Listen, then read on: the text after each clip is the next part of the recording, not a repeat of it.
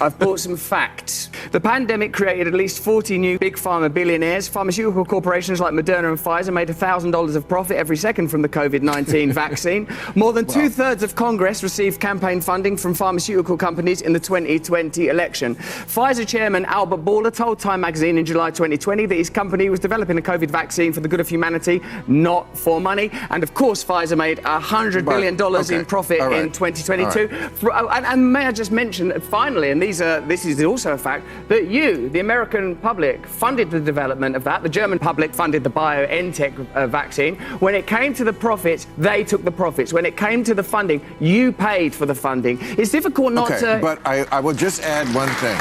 It is possible that these are greedy capitalists who made a lot of money. All I'm querying is this. Yes. Is if you have an economic system in which pharmaceutical companies benefit hugely from medical emergencies, where a military-industrial complex benefits from war, where energy companies benefit from energy crises, you are going to generate states of perpetual crisis, where the interests of ordinary people separate from the interests of the elites. And cottage industries. And Bill... Once you create an industry like checking you, I still get checked to see if I have COVID because it's a cottage industry. People started making money by sending a nurse to my house, and now no one wants to give up that gravy train. John, I've not known you long, but I love you already. But I have to say that it's disingenuous to claim that the biases that are exhibited on Fox News are any different from the biases exhibited on MSNBC. It's difficult to suggest that these corporations operate as anything other than mouthpieces for their affiliate owners in BlackRock and Vanguard. And unless we start to embrace, and also, mate, like just spiritually, if I may use that word in your great country, we have to take responsibility for our own perspective. I've been on that MSNBC, mate. It was propagandist nutcrackery on there. I went on a show called Morning Joe. It was absurd the way they carried on. Good Morning Joe. I don't know what it was. It wasn't morning. There was no one called Joe there. No one could concentrate. They didn't understand the basic tenets of journalism.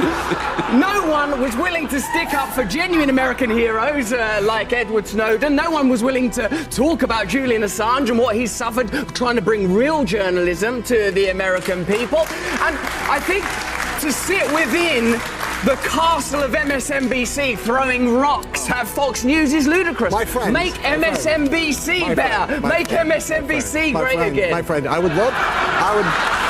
The moment fight them on a territory you can win on, John. Well, not a single actual fact. Do you want an example? Yes. The ludicrous, outrageous criticisms of Joe Rogan around ivermectin, deliberately referring to it as a horse medicine when they know it's an effective medicine.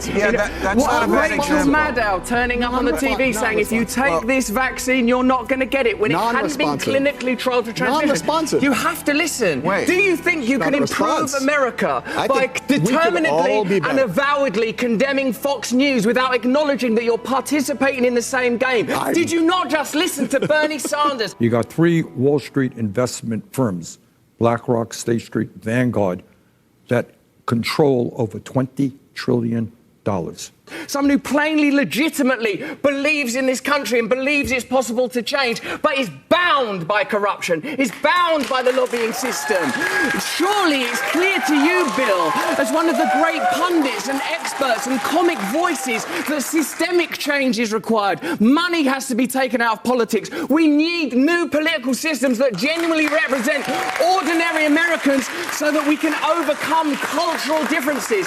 And bickering about which propagandist network is the worst is not going to save a single American life, not improve the life of a single American child, not going to improve America's standing in the world, and the world needs a strong America. I'll tell you that. So you have an obligation. You got 3 Wall Street investment firms, BlackRock, State Street, Vanguard, that control over $20 trillion.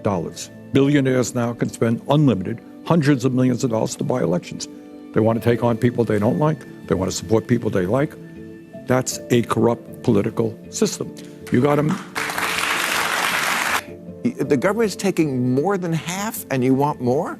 Well, it depends on your income level. Yeah, if you are Bezos. More than half? Yeah, absolutely more than. Look, the rich are getting richer. What's happening to the working class in this country? What's going on right now, and this is quite incredible in the richest country in the history of the world. Over 60% of our people today are living paycheck to paycheck. How does taking more taxes, though, help the person who's living paycheck to paycheck? And Mayor, before we let you go, you saw President Joe Biden over in Ukraine. Did that make you feel slighted in any way? I mean, he hasn't really. Absolutely. That was the biggest slap in the face. That tells you right now he doesn't care about us. So Agreed. He can send every agency he wants to, but I found that out this morning in one of the briefings that he was in the Ukraine giving millions of dollars away to people over there, not to us. And Though, help the person who's living paycheck to paycheck, that we just give them money? No, you don't give. Well, during the heart of the COVID crisis, Right. I helped author a bill which did, in fact, in that crisis, put $1,400 for every man, woman, and child in this country. And that was very helpful at that moment. This is a survey, student loan forgiveness recipients. 73% of applicants say they are likely to spend their extra money on non-essential, including vacations, smartphone, drugs, and alcohol. They admitted that to the pollster. Who is this pollster? NBC News. 52% they are very likely to buy new clothing. 46% they would use the money for vacation and eat out at restaurants. This is why people have a thing about, I would never call it free money, like I guess I just did, but... We just increased military spending with very little discussion, I don't know if you know this, by $80 billion. Military industrial complex. Called OxyContin.